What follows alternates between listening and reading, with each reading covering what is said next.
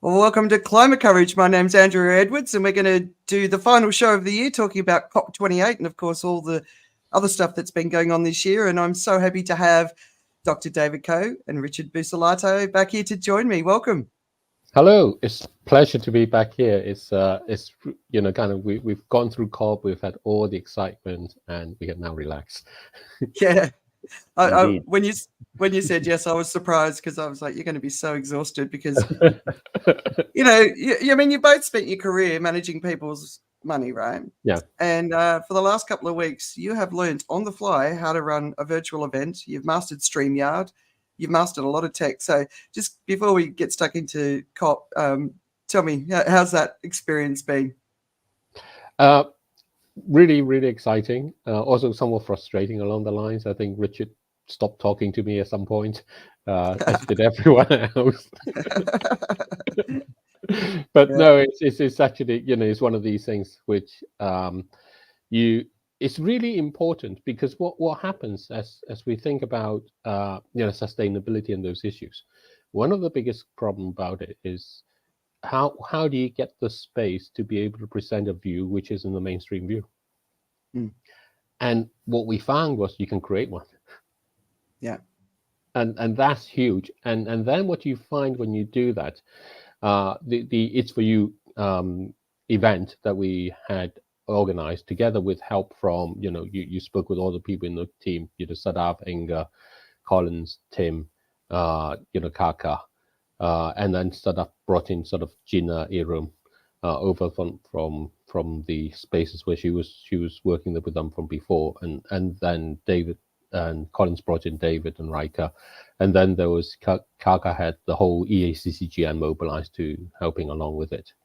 And what you realize as you do this is there are lots of people doing lots of things around the world. You never hear of them because all the platforms that allow you to hear of them requires you to pay money. Yeah.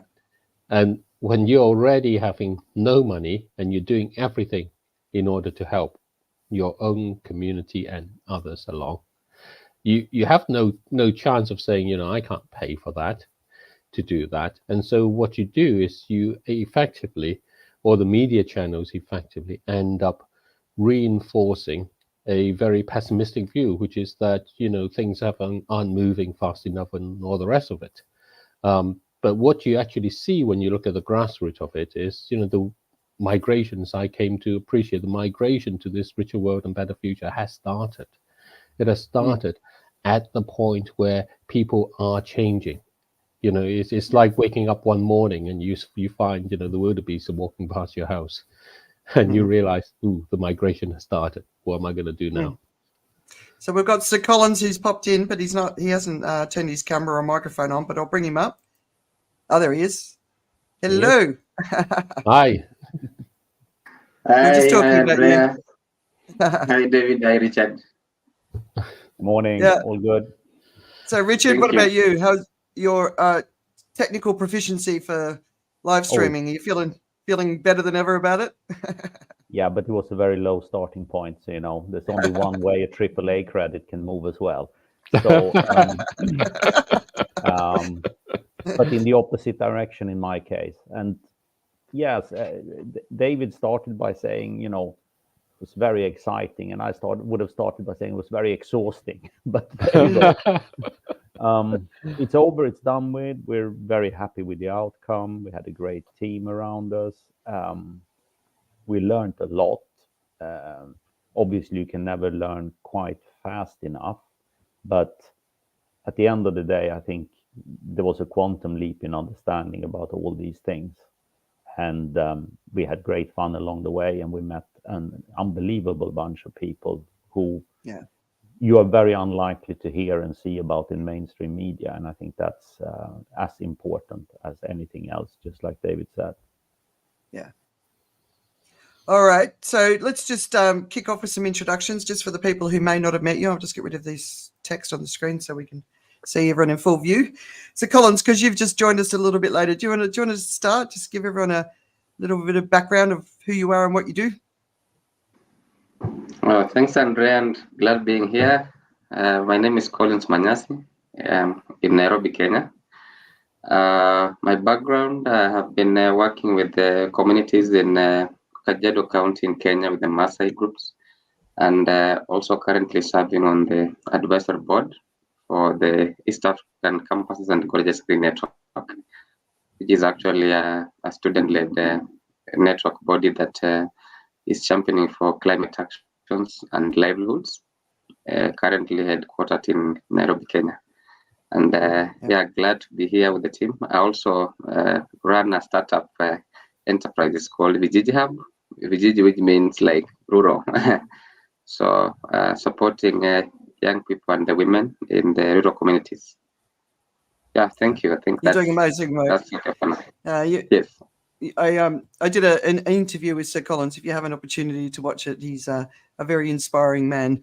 So, Richard, do you want to give everyone a little bit of a rundown? Yeah, so I grew up in the northern parts of Europe, as the accent will no doubt give away. I've spent 30 odd years managing capital for various institutions, mostly hedge funds, large banks. Moved to London almost 28 years ago. And I met David about 6-7 years ago when I moved to the fund he was working for. And there, one of our main tasks was actually formulating a sustainability policy for that fund. And that's how our journey started, really. When we looked into sustainability, the more we read, the more we talked, debated, discussed, however you want to frame it, the less we liked about what we saw happening to the world. And our conclusion became basically that there is no such thing as sustainable investing. It's kind of a fallacy and a mirage being sold by the industry as a path to somehow making the world better, because at the heart of it all lies the fact that we inhibit one place, and this place is ultimately providing us with all the returns and all the good things that we enjoy in life, but it's a finite space. And we have long ago, we have stopped respecting the limits of what the planet actually can provide for us. And that's a real problem when there's too much capital chasing too few opportunities. Yeah. Yeah. We've got a couple of the participators. I can't see who this one is, but you might know, having a few laughs. So yeah, the team behind It's For You and the 12 Days of Cop was fantastic, really fantastic. It was such a pleasure to meet them. All right, David. Yeah, I mean, the thing is, people are phenomenal, right? And we tend to get these messages that says, "Ooh, people are strangers, and people are weird, and so on." But actually, when you're willing to step forward and engage with people are phenomenal. And that has been the case with all the people who've come on and talked about their stories, as with all the people within the team and coming together and brought along their own kind of skills and specialities. And also really that element when, you in a project like this, Richard and I, we went back and we started, we had this picture that we did back in January, after the last COP, basically, when we were asking each other, what do we do? With transformation ownership, of which, you heard us talk a few times before. And we decided, look, we're going to give it a go, because we know we're not going to get the big banks and people interested in the big, investment funds and stuff. So we should give it a go and see what happens. And we drew this chart out. And along the way of doing this, you get demoralized. You get to feel, gosh, this is just not working. In fact, none of it ever feels like it's working. And people around you is what keeps you going. So yeah. I think that's really important part to that story as well, to be able to do that, to appreciate you're not going to do this alone. We're not going to make this migration on our own. And the whole point about a migration, is one of these fantastic things where everything moves off together. Can I show you a plan we had from the beginning? Yeah. There's, I think this is just, I think, Richard, you remember it. It all feels a very long time ago, but I can give it a go to kind of jog my memory. You know, it's been we better. talked about making 2023 the year we stopped climate change, and we started off by recognizing, you know, things that give us joy. And you know, we were talking about drawing the happy face, and we started literally in January. You know, trying to get the events into the ones that talk about the things that give us joy. Yeah. And you know, be present in April to June, July. We wanted to get, you know, make the case for cutting oil, gas, and coal and promote transformation ownership, right? And this is where we ended up in the African Climate Summit as we go around. Going around the world was what we wanted to do, and taking it to Cop28, and then that's how we ended up with that. At the time when we put this together, we weren't sure what was going to happen or how we were going to do this. Yeah. But that's kind of where we started from. Well, and it's a little bit neater than the back of a serviette, which is how I usually start most of my ideas. I'm sure it was at the beginning. With that. I had All right. Richard with me. He'd never accept a serviette. Right. Okay. So let's kick off with COP28. So just as I was publishing the event, it was announced that the deal came through. So we all heard that, and the words transition away from fossil fuels were included, and there was lots of high fives and hugs and stuff. But then the conversation has since happened, and it's not as hopeful and optimistic. It's basically business as usual. Continues at a point where, you know, we need to accelerate action like we've never known. So what are your takeaways, like, of the whole event, not just the final text, but what are your takeaways? Was there anything that made you think, yep, we got it, we're on the right path, or do you feel like we're still just playing around here? Well, Richard had a really interesting view about what happens to oil and gas and coal from here that we had a long conversation about yesterday, because we have this thing of saying we talked about creating a market to keep oil, gas, and coal in the ground. And now that COP has come out and says they're going to transition away from fossil fuels, does that take away any interest that people may otherwise have to it? And what are we therefore, you know, playing to? It's a bit like playing football, you know, a game of soccer, or people call it, kind of thing, right? You need to plan where you're going to pass the ball to. Other people need to know so that they can be there to receive it in the team. So so, you know, is this something that you can do because your fellow members of the team will be able to be there? Or you're going to pass the ball over somewhere and it's empty and no one's there except for the opposition, so just take it. So Richard, do you want to talk about what you thought about what's going to happen to oil and gas and coal? Well, we had a long discussion, so I'll try to be as brief as I possibly can, because I think this is hugely important in terms of trying to understand what 2024, 2025 and beyond looks like. First of all, the statement in and of itself to transition away from fossil fuels is kind of meaningless unless you have a plan. Otherwise, it's just empty words. It's a bit like making America great again, or Brexit is going to give us opportunities. It's like, yeah, you can say whatever it is, but you need to have a plan for making those things happen. And I don't see any concrete evidence of there being a plan for how you transition away other than the words. And if it took them that long to agree on the words, I don't see them ever agreeing on a plan. So for me, it's irrelevant.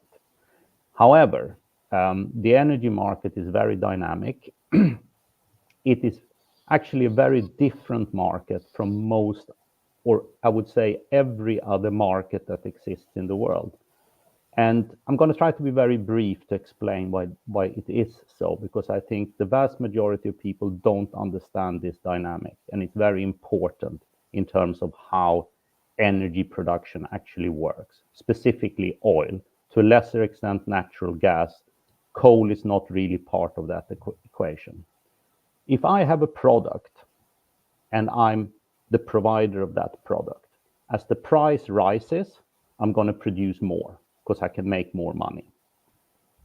If the price falls, I'm going to produce less, because I have no incentive to flood the market with goods at a lower price. That is what we normally call a traditional capitalist model of any good or service. Oil doesn't work that way, because oil has a completely hidden agenda, where a lot of the producers, and if you look at the map of oil, about half the world's oil is produced by people who don't operate in a capitalist model.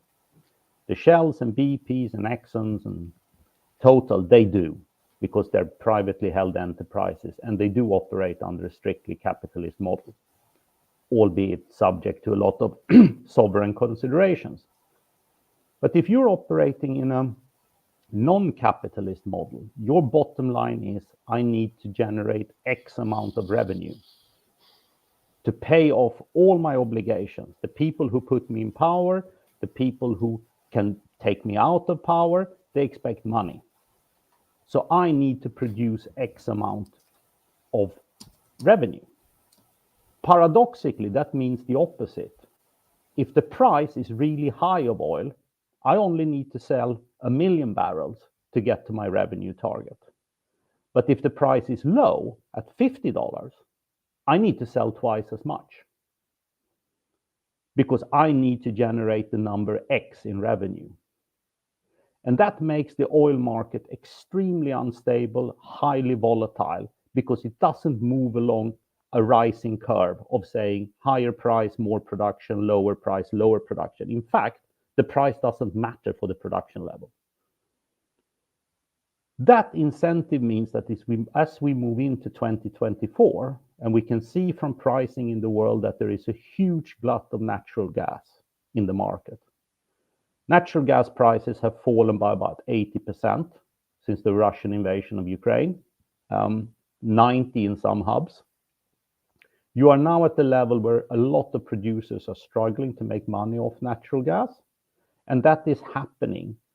And in 2024, we're bringing online a number of projects. There is a lot of terminals for liquefied natural gas opening, there are pipelines opening, and there is more production capacity of natural gas coming onto the market. These projects have taken on a lot of capital, and because the capital is now a sunk cost, you are not going to stop producing, even if the price is very low. So it's very, very likely that the global marketplace for natural gas gets flooded with product in 2024. Prices are going to remain very low. And what I remember from my economics studies, albeit 35 odd years ago, is that when the price of a product is that low, you're going to increase demand. So we're very, very likely to see a pickup in demand for natural gas, and we're going to use more of it. And natural gas, albeit is on the better scale compared to coal, is still a fossil fuel and is still contributing to global warming. The most optimistic outcome we can hope for is that natural gas will displace coal in places as an energy source. But it's not that easy to displace coal, because natural gas requires huge infrastructure to bring it to the places using it, while coal you basically load onto a truck and you drive it to where you have a generator. So I am not that optimistic at all that we will see a fall in demand. Because with the price at this level, we are going to be burning an awful lot of natural gas in 2024, because it's going to be really, really cheap. And of course, as gas gets cheap, oil gets cheap, and coal gets cheap, because they are kind of the replaceable units that comes along. So as where switches can be made, people will switch. So if a place can go to gas instead of coal, then that coal is going to go for a lower price. It doesn't disappear. It's going to go for a lower price.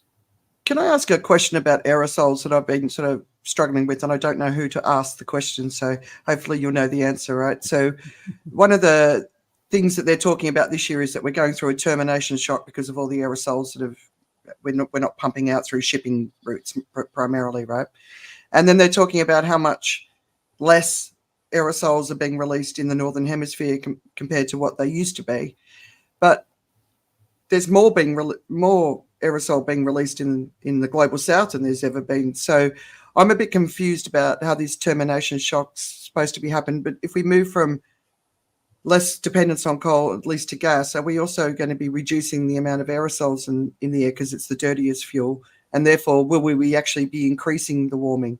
Does anyone know? There are different sort of aerosols. So I think that rainforests give up a lot of aerosols. Yeah. And they're given up as part of the transpiration process. And what they do is they seep the water that's transpired at the same time to become clouds, so that they actually then rain back down. So some aerosols are good in those things out of a rainforest. They're kind of the natural aerosols. Some of the aerosols that come from the petrol fuel and the diesel fuel you burn up as you go around in the car and so on, they kind of the stuff that stays around and kicks in there and creates all the smoke that we heard talking about in Pakistan and India and all those places. And in fact, as the weather pattern changes, where the winds used to be present and the rain used to come along and kind of clear the air of these aerosols, they end up staying around and create huge health problems that you have. So you've got the natural aerosols and you've got the man-made aerosols, and the man-made aerosols tend to be bad and the natural aerosols tend to be good. So that's kind of a good distinction to have in mind first. And then what a part of the kind of worst sort of aerosols in some ways are the stuff that, we've got international protocols to ban them, but still kind of leaks through, which are the stuff that we use in coolants and stuff, which as we get hotter, we're going to get more of those. And some of those things have huge warming potentials, like 10,000 times over carbon dioxide, and stays forever and do not get absorbed away. So as we get warmer, we are likely to make things warmer. And then in our comedy segment, who's tipping over the tipping point, we had this thing of Make Sunset, which is a company that goes up into the sky and creates and releases these aerosols, as it were, to try and reflect off the rays of the sun. And the company is called Make Sunsets. Who doesn't like sunsets? And the idea is you turn the entire day into a sunset. No more blue skies. It's just red, because it's just reflecting all the light or the energy away from the sun in that way. And those sort of aerosols are extremely dangerous because there's absolutely no understanding of what kind of consequence they may have to anything. But they are being done at the moment. They are being carried out by private companies without any authorization by anyone, because as a private company, you can do things without needing any authorization from anyone. And some regions, I think, would say, I want to ban them, but the air above you just flows around. So yes, I think as we get warmer, we're going to do more things which are stupid rather than the things which are natural.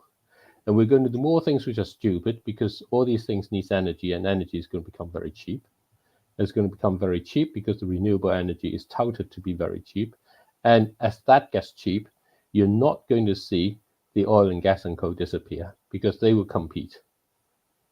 Because there's a huge amount of sunk costs, there's huge amount of vested interest, there's huge amount of backhanders and money that's being passed around that's going to say, I want to keep that money with me.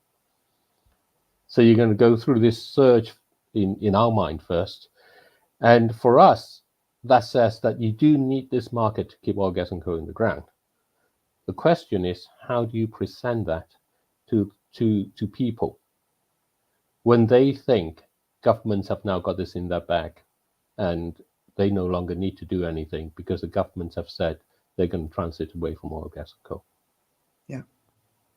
Yeah. It's so true. All right, SirCollins, do you want to jump in? Yeah, thank you, Andrea. And I think from what David mentions, and just before COP, I know David had already, seen clearly what is likely to come out of that.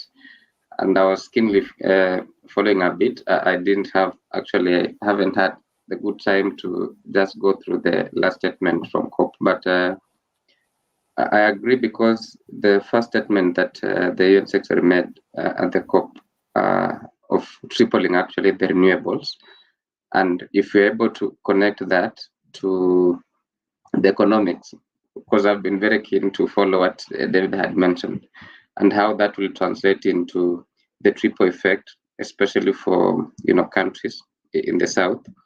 I still still believe there is still a challenge, and the understanding that actually this transformation cannot happen in a day.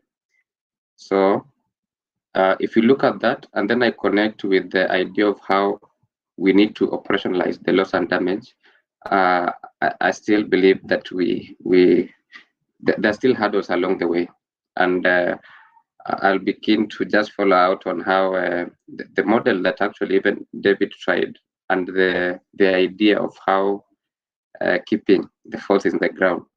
Because if, for instance, the idea of the credits, the carbon credits, and then if you look at the other side of the things that governments are trying to do, and how the economy is doing, for me, if I try to compare the two, then I still believe that it's still a little bit of a hurdle. Yeah, and we need probably a different set of an idea. You're being very generous with your words. Yeah, it's a little bit.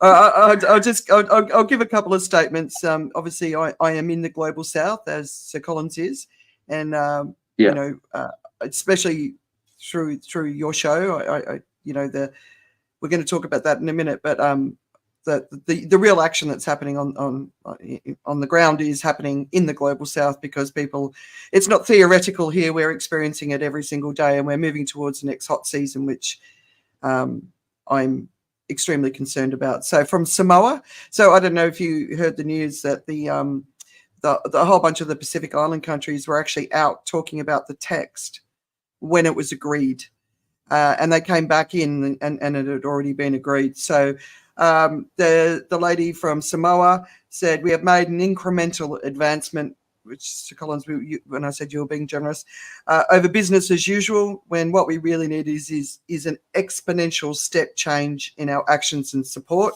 I thought that was good. From Thailand, where we've had haze this week, so they're burning up north. Yet another disgraceful COP where the wealthy polluters arrogantly shirk their responsibility, abandoning any pretense of fairness or justice. Bangladesh, which is obviously one of the countries that's so at risk. Without money and means of implementation, the places worst hit by climate change are left with only empty pockets and empty promises. We need billions of dollars. We've been given peanuts and even more debt to boot, and I think debt's a big part of it. And then Malaysia, there is no equity here. Developed countries basically got everything they wanted without giving up much. So, there was a lot of those sort of comments, which I think are worth sort of putting out there, because those voices aren't necessarily getting the media attention that the other ones have. And anyone would, oh, well, we've had a success at Cop28, right? And to me, it was like fossil fuels were mentioned for the first time in 28 years. That's the success, So, and you don't want to be cynical. I'm a positive person, right? But yeah. So thoughts. You need to spend more time with us, then you will become totally cynical. Trust me. I'm behind the scenes cynical, just not publicly cynical. I think we have to get past a number of different things, of very simple things. I think we have to get past this sense that money is somehow going to come. It's not going to come. Yeah. I think that's very, very basic, very, very simple, and people need to just appreciate that's the case. And then sort of, as many people have said, that we have had the opportunity and the privilege to have talked to through It's For You. It doesn't start with money. It starts with a small step in the right direction. And if you start by waiting for money before you take that small step in whatever direction, whether it's the right one or other one, you're going to be hugely disappointed, because it's just not going to come. Yeah. And I think that's certainly our takeaway in that way. So, and if you then go along and sort of says, well, where does that leave us then if that's the case? You kind of have to actually ask. Next COP is going to be in Azerbaijan. Azerbaijan has its exports, and 90% of its export revenues is from oil. So what do you think is going to happen? if you go back to what Richard described earlier about the essence between sort of sunk costs of people and so on that they have, they are kind of already stuck in some sense of having a country where all its citizens relies on the continuation of a certain time. And if money is not going to come, I mean, who's going to finance Azerbaijan? Because people will see it as financing Russia. So who's going to do that? And if you don't do that, then what happens is, and Russia is another country that has huge dependence on oil and gas and coal. And the interesting thing is they have really high quality thermal coal as well. So it's kind of things that you may want in that way if you're going to displace around. But our politics is always going to be in the way of that. So the essence, though, of what Is4U has said and what Collins has spoken to with so many people, and he can give better description of, the things that moved him the most, is people are moving. The one huge piece of technology that I think is very, very important to try and focus on, and it would be great to be able to do something on this, is off-grid technology that allows you not to be reliant on the central government somehow providing solutions for you. They will be hugely empowering rather than hugely enabling. The on-grid technologies that being talked about and that money and the reliance on it is like enabling an addict. It enables the existing infrastructure that is actually what needs to be changing. What we've heard are stories of empowerment. And those stories of empowerment have come from people taking that step, facing that initial fear, taking that step, and then finding actually that fear dissipates away. And having technologies that help with those things. And those things are not expensive technologies. A lady, Monica Yanto, was talking about an A-frame. 2 pieces of wood, basically held together. What it allowed them to do is to survey the land to see which direction water will flow. That allowed them to know where they can have places where water will stay, so that they can know when the rain comes where to capture it, keep it. Yeah, right. And that's a hugely empowering technology. Yeah. The It's just about enabling, spreading the message, right? Making sure that her story is being heard. That's yes, so it can be shared. yes. So those sort of things. So so definitely there's a side that says, oh, this is terrible. There's a side that says, you know what? Don't expect the money to be there, because if you do, you're going to be disappointed, and it's going to hold you back from doing the things that you can. Yep. I agree, SirCollins. Yeah, I agree with David, and from the experience for the It's4U campaign, I think that was also one of my highlights, something that shifted my thinking. And the way I look at it, it's not even like money coming from the big nations. Even at national level, if you have to look at the amazing things that people are doing, this kind of this transformation is a mindset change, because we can't still sit and wait. Like, the government is going to give us some bit of money to change, the economics of the communities. And I remember a story of one guy is actually in Kenya who said, like, you have to stop what we call seed abortion. Like, you get your seed of your mango, you throw it away, but after 3 months you are into the market trying to buy a seedling which is expensive. And basically what he did was to go to a school and ask the children in school that tomorrow, this week, when you go home and you eat your mango or your whatever, make sure you keep that seed in a small packet and then bring it to school. And he had an opportunity to actually establish a nursery of the fruit trees in the school. And basically now, if thinking through that, you realize if I'm going to sit here and wait for someone with the money, and the person giving me the money is giving me something also I need, the oil and the fossils. You can think through on how that will affect even you. It kind of puts you in a position that you cannot say this is wrong for me because it's coming to you. And so I think for me, as David mentioned, the transformation idea about the It's For You has opened an idea of what is around and how can we start. And in a sense, you kind of have an ownership that you feel this is ours, and no one has an influence of how we are supposed to do it because they have the money. Yeah.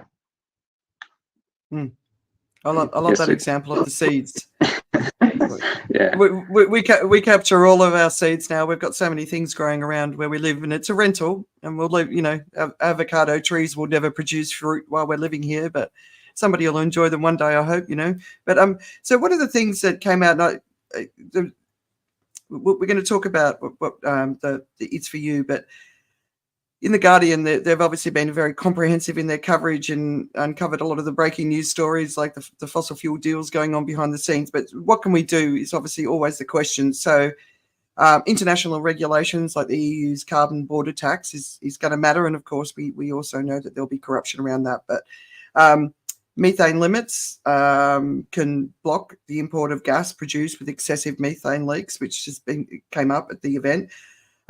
Climate clubs of nations can accelerate green action together. And I think that's a really, really, really promising area. So, I'm sitting in Asia Pacific, the African continent, everyone coming together, working together, sharing best practices. I think that's going to be a huge thing. Taxation on fossil fuels and international aviation and shipping, that's being discussed. Let's see if it happens. The fossil fuel subsidies, I always find it a really interesting thing because I don't actually think people actually understand that the subsidies aren't being paid to the fossil fuels companies. They're making fuel cheaper so that we can afford it. And, in a country like Thailand, where people's income, the average person's income is quite low, when the fuel goes up, and it becomes impossible for them to survive. So the subsidies conversation, I think, is a confused one. Would you guys agree with that? The conversation going on about it? Yeah, largely speaking, I think, first of all, let me plant the flag where I stand philosophically, ideologically. I think subsidies are always wrong because they distort the whole economic situation. What we probably need to have are policymakers who can articulate that to their electorate or their interest groups, whoever they represent. I understand the need for subsidies in some form in extreme cases when you have lives at stake. But generally for an economic system, however we want to present it, it's not helpful to have subsidies in there because they actually distort your ability to take the decisions that will allow you to bring the economy to a better state because you have all these vested interests around subsidies in some form.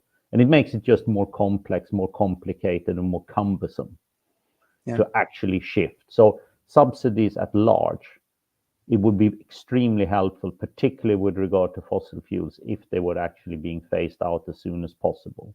Because one of the, for me, absolute bugbears in the world is that we are simply consuming too much energy. And no politician anywhere is actually going out telling their people that, if we keep on demanding this much energy for all the activities we want to engage in, it's not going to end well. So the first step is really, in some form, honesty about the energy situation. We are bringing on renewables at an unbelievable rate, but our energy demand keeps climbing almost as fast. And that's why we're not displacing oil, gas, and coal. We need to consume less of energy if we're ever going to give the planet a chance, and subsidies are not helpful. Yeah, but understanding subsidies, I think, is important. Voting, obviously, really, really, really, really matters. People people who deny climate change getting voted into power at this point, authoritarian leadership, all of that is just going to make everything worse. So that's a really important thing. And the other thing which extends on what you're saying, and I'm about to release something which really focuses on this, is the middle class produces 50% of all emissions. And the middle class is a population of 3.8 billion people, so nearly half the world's population. So we need to, across the board, it's like everyone's going, oh, the fossil fuel companies have got to stop. And I'm like, have you bought less clothes? Are you eating less meat? Have you gone vegan? Are you driving less? Are you catching public transport? Are you doing everything you can to reduce your emissions? And of course, we need 3.8 billion people doing it. But as you said, Richard, we're just buying more and more and more. And you see the advertising, I think Halloween, the Americans spent $700 million on pet costumes. I'm like, that's the sort of stuff we've got to stop doing, right? Because everything, if you go from a plastic straw to a paper straw, the paper straw still requires energy to produce it. And obviously it's chopping down a tree as well, right? So that there's this disconnect between all of us. I think it doesn't really work that way. And this is, you need to be willing to go towards that. But 1 barrel of oil, the dregs of 1 barrel of oil allows you to create 29 t-shirts. We use 102 barrels of oil a day at the moment, 102 million barrels of oil a day at the moment. That means the dregs of those 102 million barrels of oil is 2.9 billion t-shirts a day. That doesn't even take in the water that you need to make a t-shirt, right? Exactly, right? But the thing is, those dregs are sitting around somewhere and you have to deal with that. You either make t-shirts with it or you pollute the world with it. So you end up making t-shirts with it, so you end up selling it, so you end up needing people to buy it. The consequence of you not buying a t-shirt is those drags end up, you just think about 2.9 billion t-shirts. Those end up just being poured out onto your soil somewhere. That's why you have to cut the production. You cannot resolve these things if the supply keeps continuing. If people are not willing to actually say, I am going to contribute to cutting the production. If I buy a t-shirt, I want that t-shirt, the money there, to actually cut the production so the fewer t-shirts can ever be made.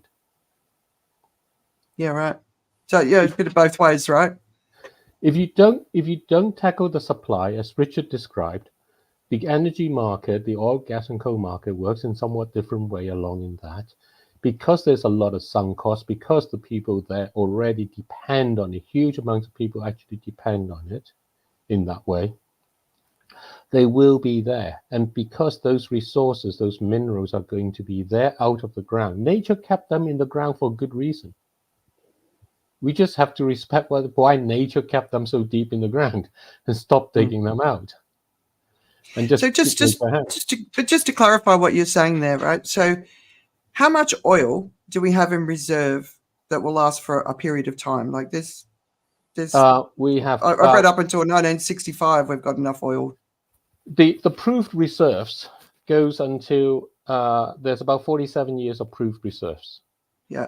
The unproven reserves are brought online each time, and the unproven reserves are continued and explored. The reason why there's a war brewing in Central South America between Venezuela and its neighbor Guyana, where Venezuela has just in the past 2 weeks passed a referendum with 90% kind of for, claiming over this region of land, which is 2/3 of its neighbor Guyana, is because of the oil discovery in there. Oh, just think about another this. War. Okay? And this is because there's an oil discovery and they would like to have that oil discovery. Yeah. And the oil there is cleaner than the oil in Venezuela. Venezuela has the largest proven reserve in the world, larger than the Middle East, than Saudis. And they would like this other part because the oil in Venezuela is basically lumps of rock. And these other bits more naturally flows. So they can then take those oil out under this idea that we reduce the emissions in digging them out rather than helping nature, who kept it in the ground for a good reason. Nature did that. There was a good reason for it. We may not appreciate it, but it is there. We just have to, follow nature what it does. And if we don't actually create a way so that everybody would naturally operate to keep it in the ground, if we think we're going to just reduce our consumption of this and that and it'll be okay, the fact is, in each of those barrels, there are 29 t-shirts in the drags. In one day, that means there's basically 2.9 billion t-shirts. And if you don't buy them as t-shirts, they'll be poured out onto the ground. Instead of being deep underneath it, it'll be on top where you want to grow your crops. Yeah. Well, yeah, exactly right. But or make the t-shirts and it'll end up in the pile in the Atacama Desert in Chile, which can be seen from space, right? Yes. So you just have to do what nature has told us. We kept it in the ground for a good reason, Yeah. It took us, 100 million years to get them that deep down. Do us a favor, stop digging them out. Yeah, I think we're going to be the future fossil fuel reserves for some being in the future, and hopefully they'll be a bit smarter than us. All right, so 12 days of COP, it's for you. I found it incredibly inspiring. It was wonderful to meet so many different people. Just wanted to know, what were your biggest takeaways? You've already shared a couple of stories, but was there something that was shared that was really inspiring? And what was it? I don't like the word hope, but what gave you some optimism for the future? Collins? Oh, thank you. It is for you. And just to begin with, I think when I got in, David was speaking on how this all started. And when I was reflecting, I thought like being on in a train station with a few strangers, and we embark on this journey, and somehow along the journey you feel like you don't want to disembark, and you get to a destination where you have kind of found yourself where you need to belong, and then at the same time you have made a family out of it. And so one of the things for me I'll start with in terms of how it came about is how the team were able to connect and just create a sense of a family, the love and the bond that came out of from the team, UK, Kenya, Pakistan, Norway. I think for me, that's my starting point, that in a few days, weeks, we're able to connect in a way that, we are looking forward to a daily call. And out of it, you're able to actually pick and share, the strengths from the team. I think for me, that was outstanding. It's something I wouldn't have imagined that it would come out of that. And initially, I think one of the person was asking David, so David, what is in it about this it for you? And I remember David saying, I have no idea of what is likely to come out of it. And so let's, Sajan, and let's travel. And so out of that, it's been interesting I was amazed about quite a number of people in Kenya doing amazing things that I had not even thought about. One key thing was a lady, she's called Aggie, from the Kenya Girl Guide Association. And when she was sharing her story about how they were doing quite a lot of things to empower girls, and a story about the aspect of water and how they are using that project to actually address issues to do with sexual and gender-based violence. For me, it was really an inspiring story, and how they also their group is driving this intergenerational concept, where they have the mothers, the grandmothers, the young children, and so it kind of it cuts along the chain of their project. For me, it was really outstanding, so to say. So I think I'll pick that as we discuss along. Thank you. Nice. Yes. David? Well, absolutely. I mean, Aggie's story was really kind of remarkable, and it was remarkable because she's working with young girls from 6 on, and they kind of group into different sort of progressions, as you know, when you first start, and then you become the next level, and then you become, you know, really powerful, empowered leaders in that way along. And you hear these sort of things and you think, oh, great. And then actually what you then find out amazingly is, you know, she talked about sex for food and sex for fish. And she was talking about young girls. And it was just part of the language, part of the flow. She wasn't making anything out of it. This is reality. It's just what it is. It's like, you know, going to the shop. It's like getting up in the morning. It's just part of the life. And she's talking about how they are transforming that.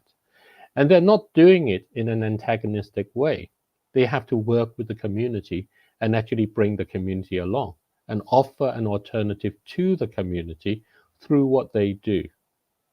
So that it's not a gender issue against something else. It's a gender perspective that empowers the whole community. And she's less than half my age. She's in her early 20s, my guess, in that part. And you hear her speak, and she comes with no resources.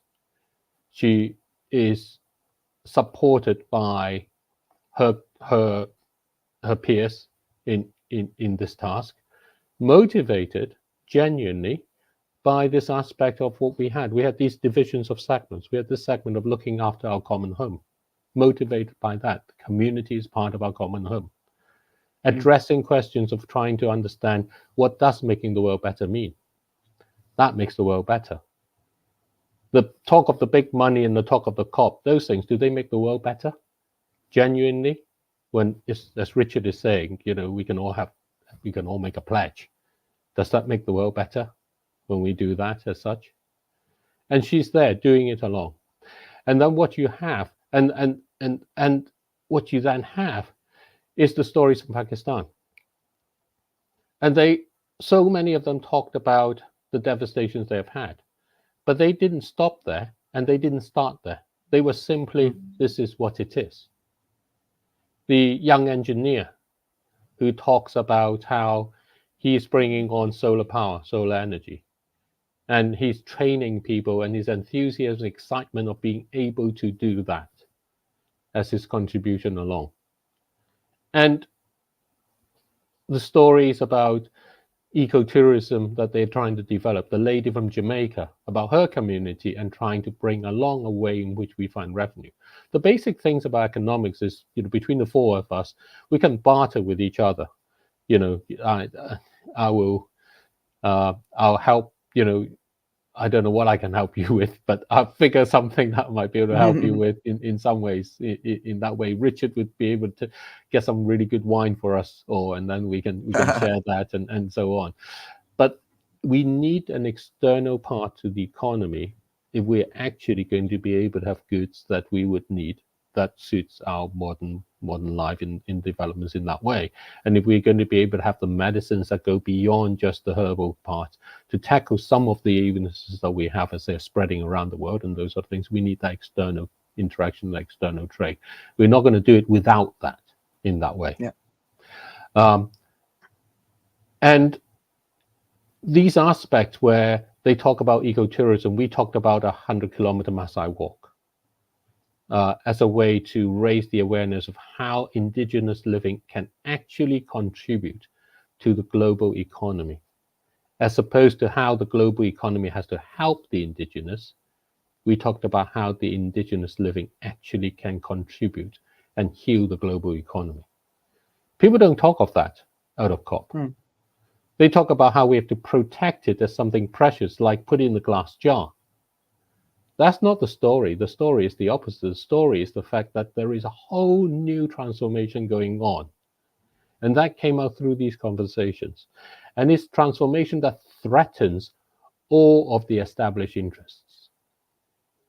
And those established interests are tied up with the infrastructure of our energy, the oil and the gas and the coal. And that's why the transition at COP is so difficult to achieve, because every participant there is part of an established infrastructure.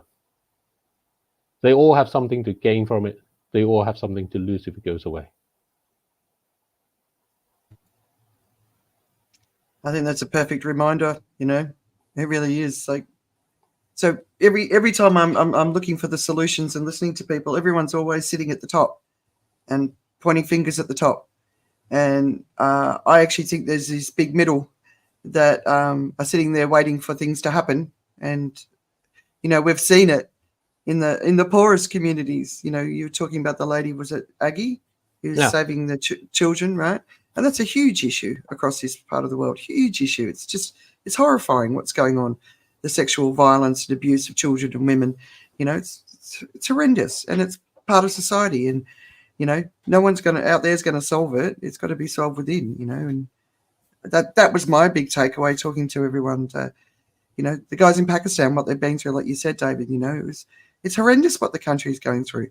Are they a failed state? People are talking about it, have been talking about it for a long time, but the commitment and the dedication, and people are still going, right? So, Richard, what were your epiphanies? God, that's difficult to frame for an old guy. But one of the fears I think we all shared, and I was certainly very fearful of it, was that we would get to the start of COP and find out that actually not that many people care. And people might not care for different reasons. You don't actually have the economic maneuverability to care. You're just living, hand to mouth. And then the whole idea of climate crisis is very alien to you. You need to eat today. Yeah. That was not the case. The other case was that we are simply so spoiled, and here I'm probably talking mostly about the rich world. We are so spoiled and we take everything so much for granted.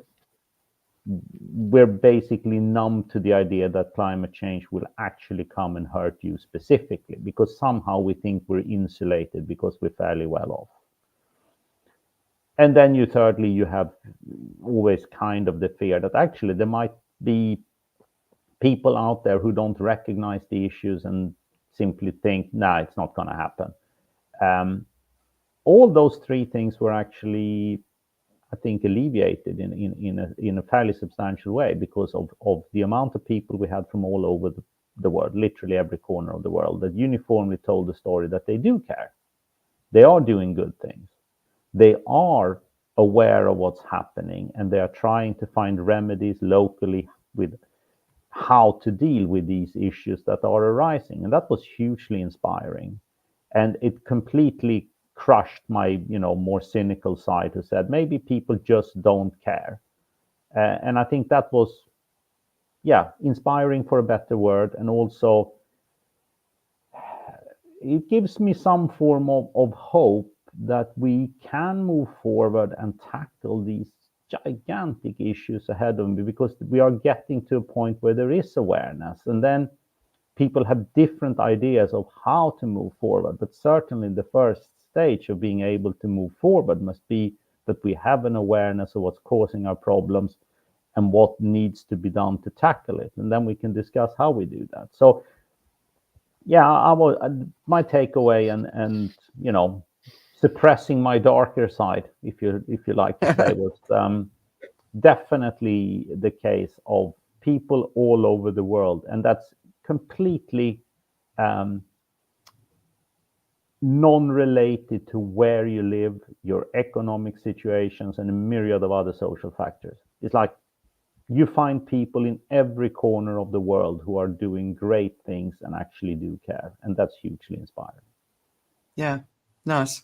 I'm glad. Cynicism is such a disempowering thing, right? And it's everywhere. And I'm like, it's easy to be cynical, right? Yes. I think there's another element to that was my takeaway, and and I think really demonstrated for me, I don't know whether it demonstrated for other people, there's too much of saying, oh, we must look after these poor people. These poor people are looking after themselves. They're moving forward. They're way ahead of us from the perspective of the wealthier, developed worlds, which fear that we somehow can't manage. They're way ahead of us. It's the other way around. We need to face up to our own fact that, you know, there is a big migration that's going on. It's going to leave us behind. It's very simple. The world is changing.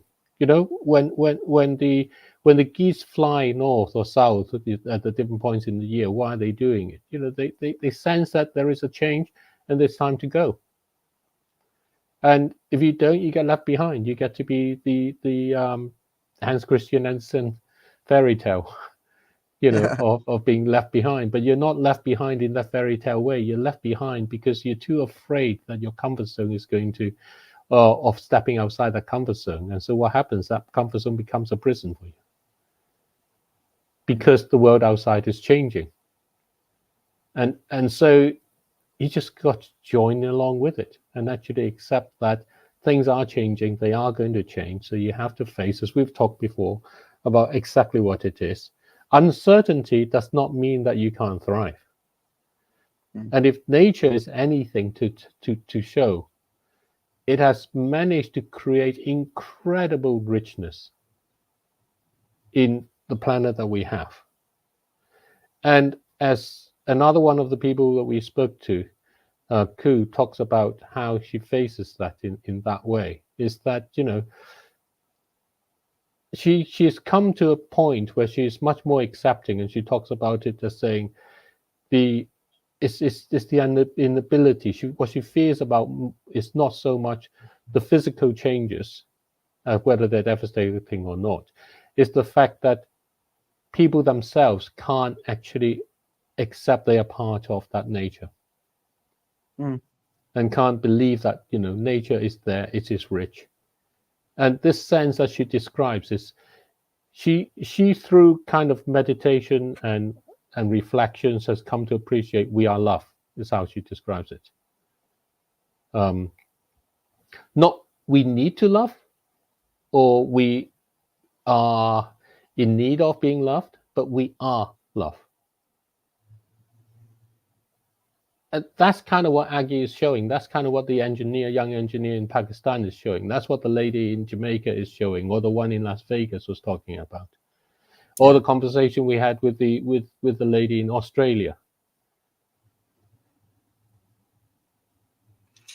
Yeah, and it's a different. It's the use of the word love is obviously widely used in many different ways, but it is love. It is at the heart. It's an energy, right?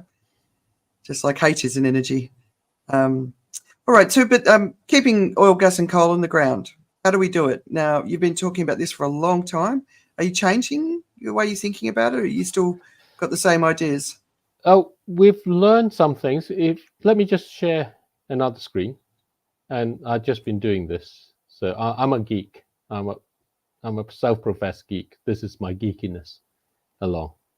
So this is since 1965. This is our energy use. The top line is the total energy we use each year.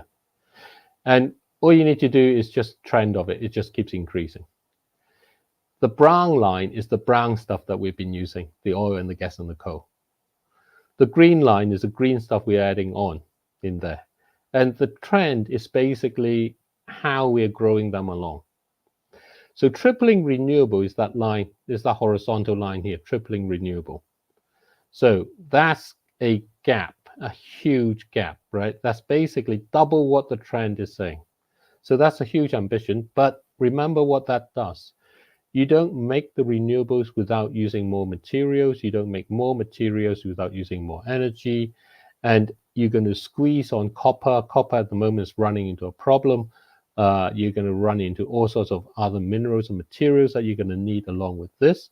And it goes back down to what do you actually spend your money on. If you want to allow that renewable to triple up, you're going to have to become somewhat frugal about what you spend, because otherwise you're competing with developing that. But look at the size of what happens when you triple versus the size of where we are. is minuscule in comparison. And what happens to what Richard is saying is we just simply add more on.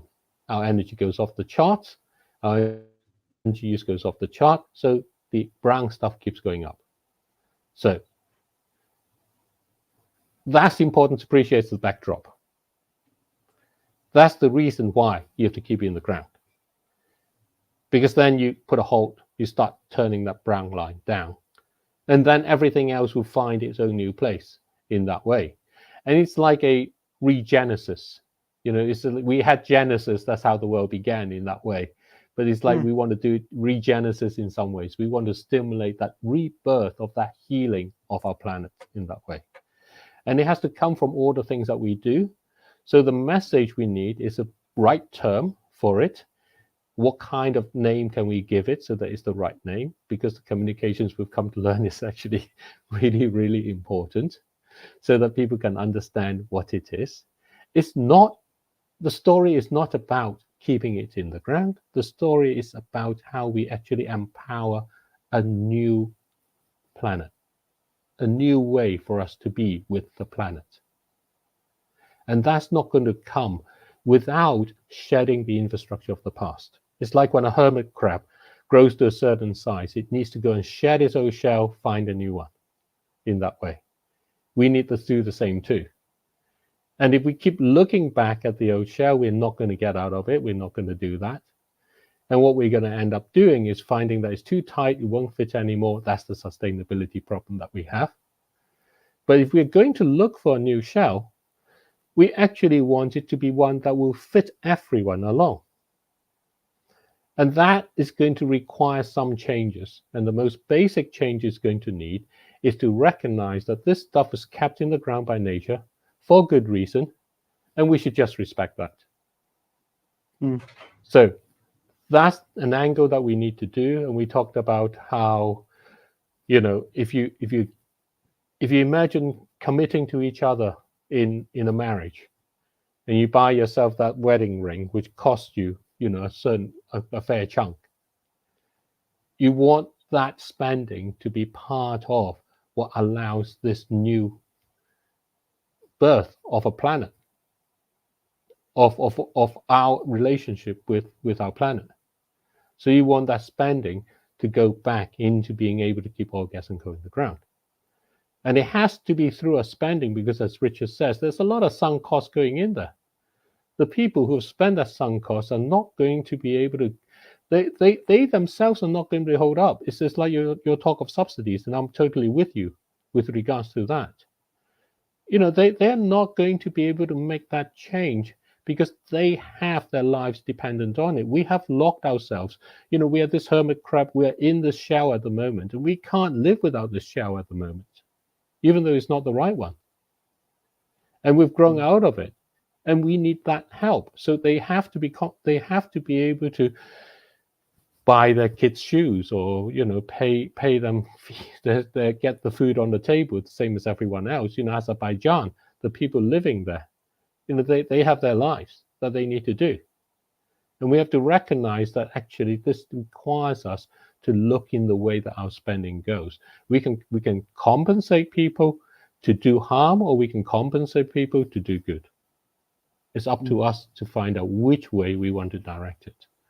And the ultimate part of recognizing doing good is not just our intention, it's actually respecting that nature kept these stuff underground for 100 million years.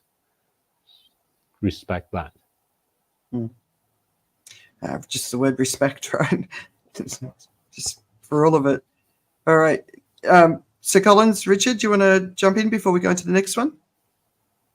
No? Cool. SirCollins? Okay. Yes. As David mentions about you know, a new word for it, and it also comes with you know, creating awareness. And I will use one of the concepts that they did for you during like our prayer and meditation segments. You know, if you reflect on the idea that you know, you need time to think as a human being, and the aspect that, you know, you have a sense of responsibility because you're a steward. And if you bring that message to even at a family level, then I understand that, you know, I don't have to throw my plastic into, you know, a water pathway, because I know the impact for that. And, you know, if you have a little kid and she knows that, hey, that's wrong, then she'll tell you, oh, mommy, daddy, you know, that's very wrong. Because in a sense, they understand the consequences. And so I think also it's important if that awareness, the education part of it starts as something people can pick it up. And David said that, you know, the transformation has begun. In a way, I think it's still possible. So that even in my spending, I understand that, you know what, I have to, I'm cautious about my expenditure because I know the consequence of that on how we can actually keep the fossils where they belong. So for me, I think that has been part of the awakening for the It's For You campaign. Yes. Yeah. So and so the It's For You is the next one. You know, it's like so I love the concept because it's the simple stuff, your day-to-day stuff, and you know what you were just saying, SirCollins, like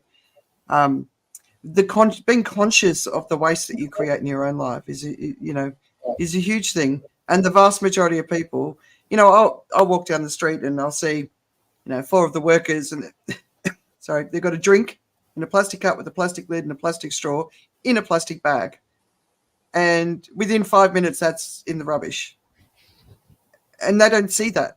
And I just want to go up to them and I'm like, can't you see that? You know, and it's getting worse. There's more of it, and it's really frustrating. So It's For You. How can people integrate it into their lives every day for the rest of their lives? What thoughts? Well, we each, you know, in the migration, we each move in our own pace. You know, we have these massive human migrations. You know, the Chinese for New Year go back home for the Chinese New Year. It's like one of the biggest migration events for humans, as it were.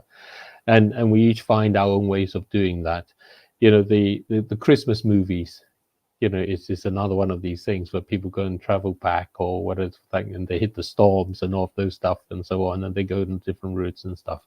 And they're all kind of adventure stories that we have out of it. And I think it's this part of seeing it as, you know, this is an adventure. This is about stepping out.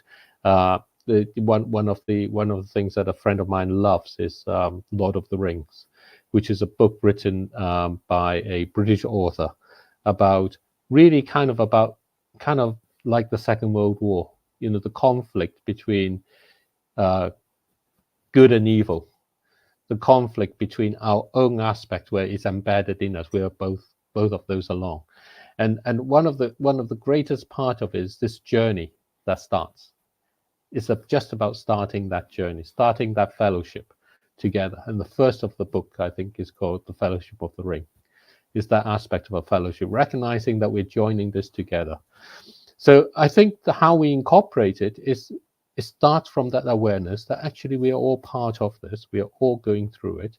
And it doesn't have to be under the very strong regulations. We spoke with a gentleman who is Makoto Okubo, who is a remarkable gentleman. He has had 3-4 decades or more working with the highest level, coordinating all the international meetings between the finance side, the government side, the policy side, and all those things. And he talks about one of Aesop's fable, the North Wind and the Sun. And the North Wind and the Sun have a bet. And they have a bet about a man they see who's walking there with a coat, and they have a bet that I'll get him to take his coat off. So the North Wind comes and blows and blows and blows, and the guy huddles and puts his coat closer and closer and closer together. And that's one approach that you can take. And that's an approach where you go along and you try to force through what you believe is the right policy, what you believe is the way that they must change in that way. And we have a lot of those things. Your comment on subsidies. is very similar in that way. The people who say, actually, we took away the subsidies, it will all help, are the ones blowing on. And what you say is a lot of those subsidies allow, the Thai farmer to be able to farm. And they say, well, if we just take away the subsidy, he'll be able to farm better. Actually, no, he starves. That's what happens. And so he's huddling along and fighting against it, and he ends up fighting against your idea of it in that way. And then the son comes along and says, you're having such a tough time about it. Why don't I give you a hand instead? So the son just goes along and just goes there and just shines along. And the guy now being huddled and fighting against all the north wind for such a long time sees the sun coming out and says, oh, God, thanks so much. And he goes and takes his coat off. You've got to do it in a way that lets people be able to make the better choice in a way that helps them directly. But they have to change. He has to take the coat off. That's the thing. It's not about being able to stay with your coat on. It's like this hermit crab again. We've outgrown our shell. We have to find a new one. We have to make that transition along. You're not going to do it without making that transition. People need to become aware of that, but they need to become aware of that with choices that empowers them, as the story of Aggie, that empowerment. And that empowerment is not to say, government is going to do this for you. In many ways, in our book, The Unsustainable Truth, we end up back again with the brothers Karamazov and the Grand Inquisitor. And this part about how the empowerment, the way in which we want everything to be done for us, actually takes away our own empowerment. Yeah, no, I kind of think we've become a bit lazy in the last sort of 50 or so years. We've been going up and up and up and up and up, and everyone's sort of, I think that's one of the biggest struggles, that especially the people who've had the good times for the longest, I think they're struggling with the change and the concept of suffering within the mix. So I think that leads us nicely to the final question, because we've gone a little bit over, but I hope you don't mind. But we're looking ahead into 2024. All indications are heat extremes are coming, and they're going to be a lot worse than this year, which was the hottest in 250,000 years. So we've got to get ready for that, especially in the global south. I hope, Collins, I hope you've got some solar and some air conditioning where you live, and you can bring your community in when it gets too hot. Australia's going through extreme heat right now. So, as we look ahead into 2024, what's some advice that you give everyone, what to pay attention to, and what to get ready for, both for themselves, community, and the wider world? Who wants to start? Well, I would like to start, maybe not so much in answer to that. I'd like to make a point that actually we should stop using the term global north and global south, because there is no distinction. And many people in the United Kingdom, which is considered as part of the global north in that way, are suffering hugely.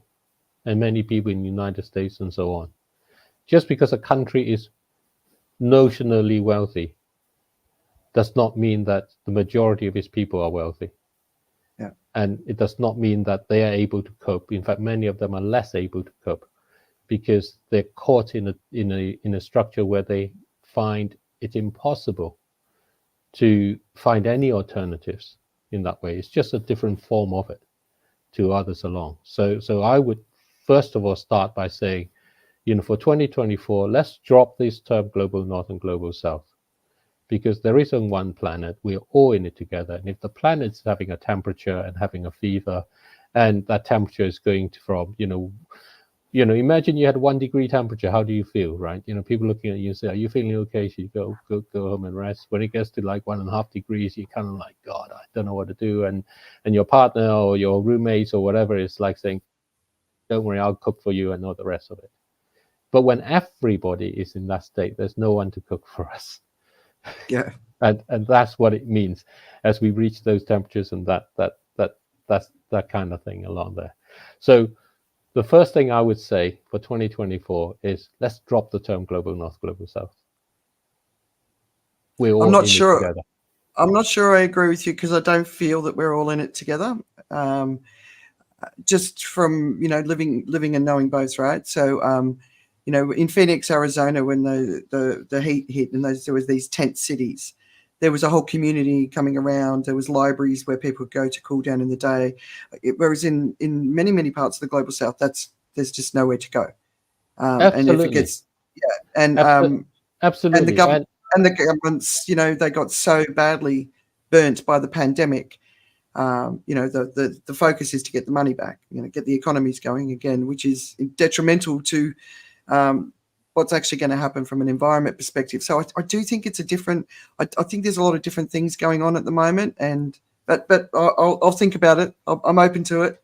The issue there is not the geographical north and south or a geopolitical north and south. It is about the political structure of how we have given our agency away in that part, and the essence of using, or what I see as using the term global north and global south, is to keep those discussions within our current kind of political discourse. Whereas what we want to do is to give our agency to our planet. So we're all part of that planet. Our consent is to respect the planet. That's what we are being called to. And that doesn't depend on whether you are in a political north or political south, or geographical region one place or geographical region or another, because it is all that same planet. So when we, in the north and south, when we use terms that keeps the discourse between the distribution of human resources as being the issue, we're not looking at how we're all part of that one planet together. And those words then make a difference.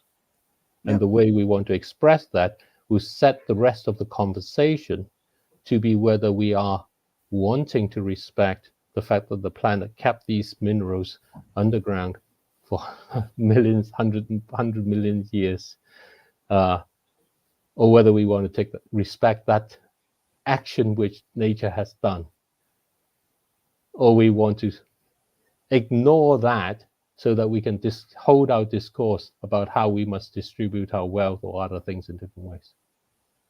This basically becomes one of, where do we start from? Do we put nature there in that first place? Do we put dignity of each other, as in responding to each other and recognizing that if I take more than others don't have in that way, whether that's in London, or whether that's in Thailand, in Phuket, or whether that's in Nairobi, or whether that's in Stockholm, we each have those issues. Indeed. All right, Richard. Yeah. Your message for 2024. Yeah, I mean, largely agreeing with, everything David says. It's point for us to start rethinking the way we live our lives in many ways. And for me, the starting point surely has to be that you need to, within yourself, find the ability to start respecting the fact that the planet has limits. And we treat it, we treat things like energy with contempt when you look at all the frivolous things that we use our energy on. And it's ultimately taken from the planet. And because we take it from the planet, we are actually undermining the foundation of our future ability to go on and have prosperity. And I do hope that 2024 is the moment in time when we kind of have this wake up and saying, you know what? Planet is an amazing place. It's providing us with so many things. In fact, it's providing us with everything pretty much, except perhaps for our human ingenuity to do things better. But you have to give the planet a chance, otherwise it's just going to stop providing for us. And the core of that argument is that you actually need to start respecting it. And we are not. We're taking it for granted, and we've taken it for granted for a long, long time. And that has to stop. The realization of that has to stop with people. And only individually can we actually come to that point when we realize it, and then all the other actions will follow naturally. Yeah. Respect. All right. So Collins. Yes, I will pick it from a lyric from a song by Larry. We have been playing it along, and it says nature has feelings, and if we keep misusing it, it's going to get more angry, and that is going to lead us into a crisis. And into the 2024, I think for me, the message will be, we are humans, we have the feelings. We have to walk conscious that nature has feelings too. And every day we have to remember that we are stewards. And I think it's time to, be cautious about how we look at nature and the environment around us. Because in that sense, that's the only way we can navigate through the climate crisis. And there is hope, and the hope that it's for you. Thank you. Nice one. I like it. One of the things that I've noticed this year is when you've been paying attention to this stuff for a really long time, you notice the rhythms when new people are starting to pay attention to it, especially in large numbers. So this year, a lot of people have started paying attention. We've had so much more extreme events. I think it was something like 98% of people on the planet have experienced an extreme event now, whereas I'd already experienced those going back years. But one of the problems with this raising awareness is that there's also this raising panic.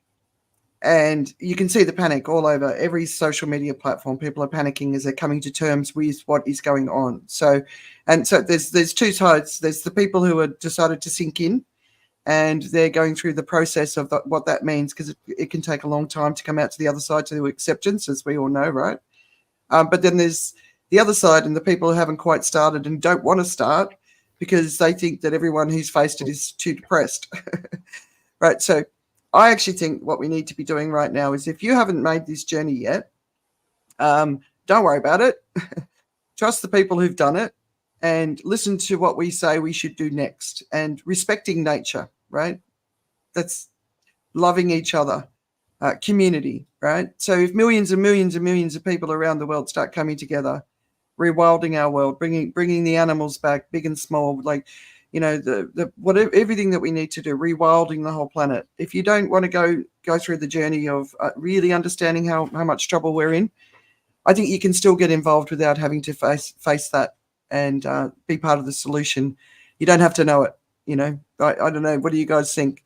I think it's a skip we need to have, because it's a good 18 months journey, even when you've got a strong mind, to go through that. Absolutely. It's just like, when people ask, how does an iPhone work, right? They're not saying how do all the electronics and the electromagnetic waves and all whatever it is and the computing, all that goes on. They're basically saying, oh, I can actually download an app like this, and it can do me, and this can let me know when the bus comes, or whatever it is that you happen to use it for, or I can play a game on it, like in this way, or message my friend, or post about what I do, and this is what you do. So there's this part about the fact that what I've come to appreciate is this migration has started. So you're seeing it. So just allow yourself to ask that question. How does it work? What as in, and we on the other side, from the people who have started the journey along, when you ask how does it work, the answer is not, oh, this is how the climate does all this stuff and so on. It's like, as James Kamau said with the seeds, it's like, well, when you eat your your mango and you find a really sweet one, plant the seed. That's how it works. Because then you'll be able to mango plant in your house.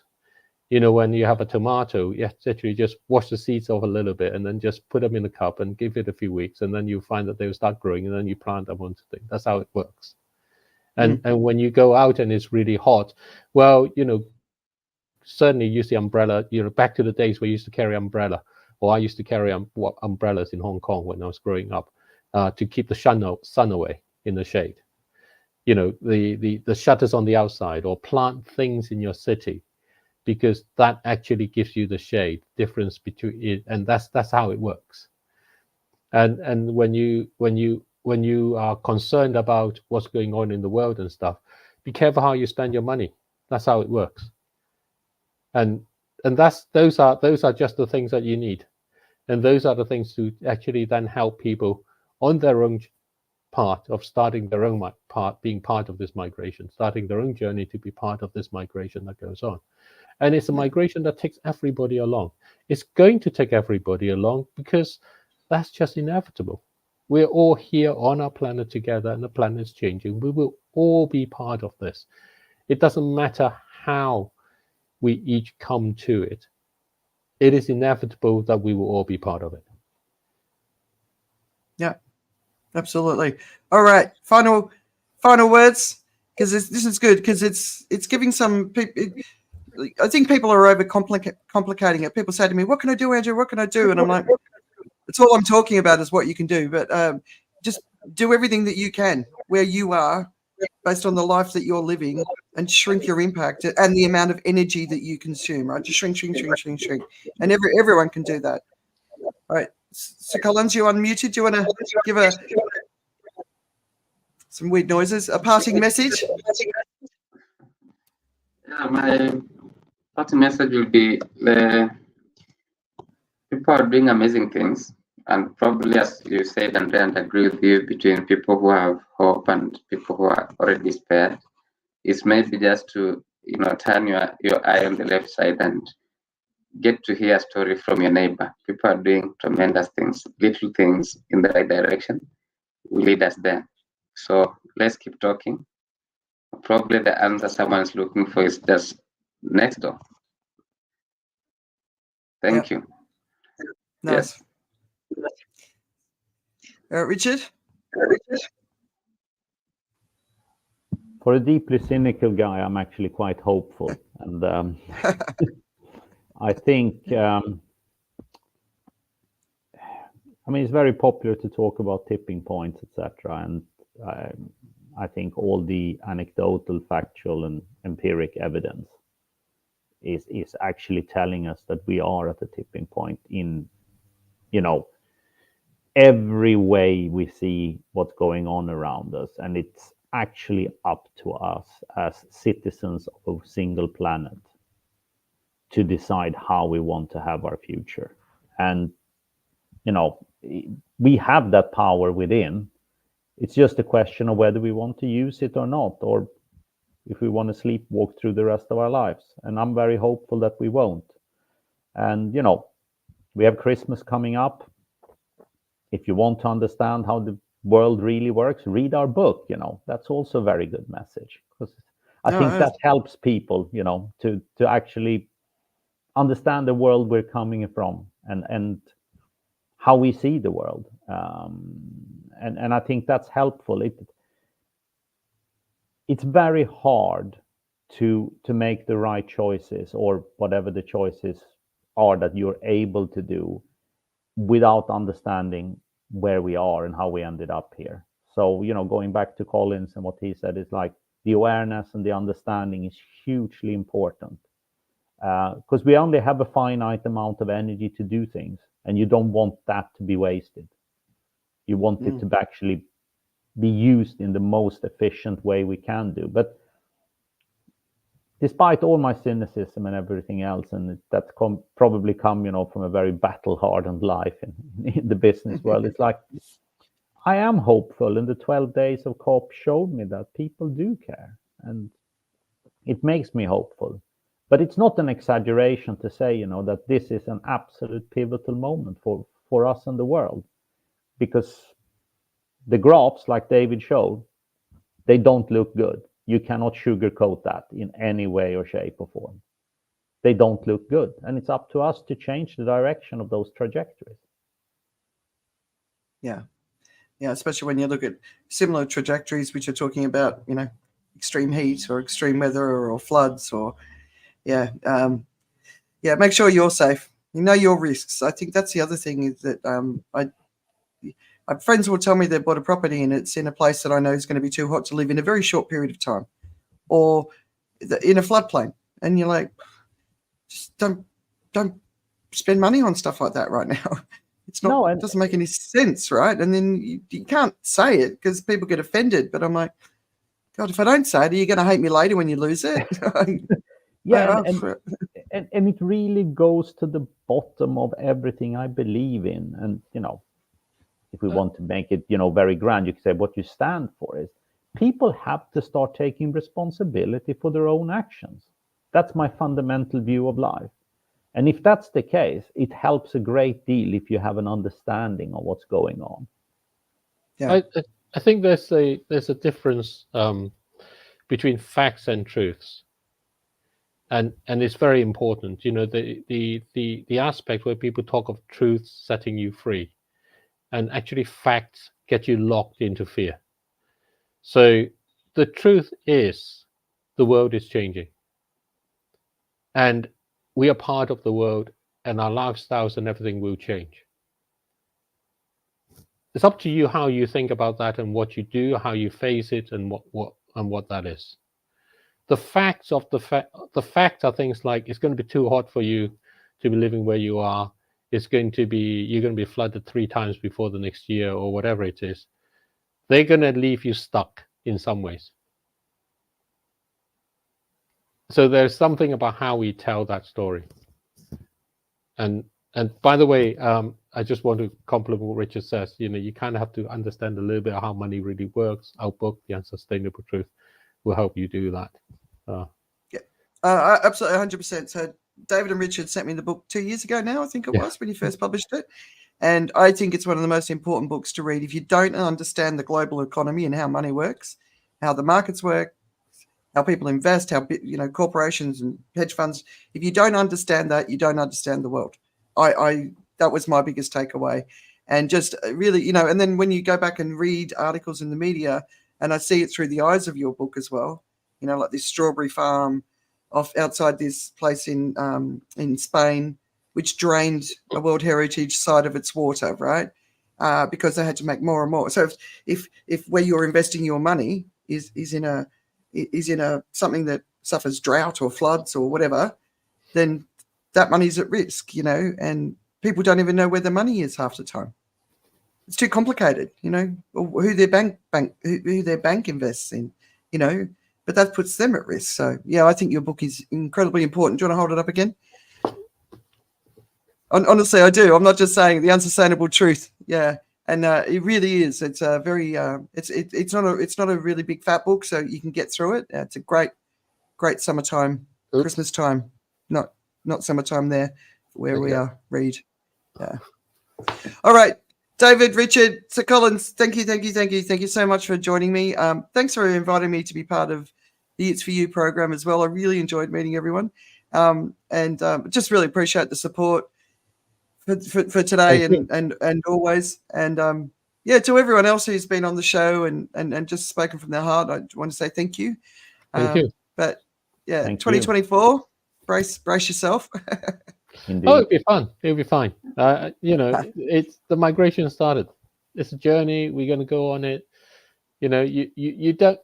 When my wife and I got married, we had no idea what the image we had versus what we've been experienced through is completely different, right from the get-go.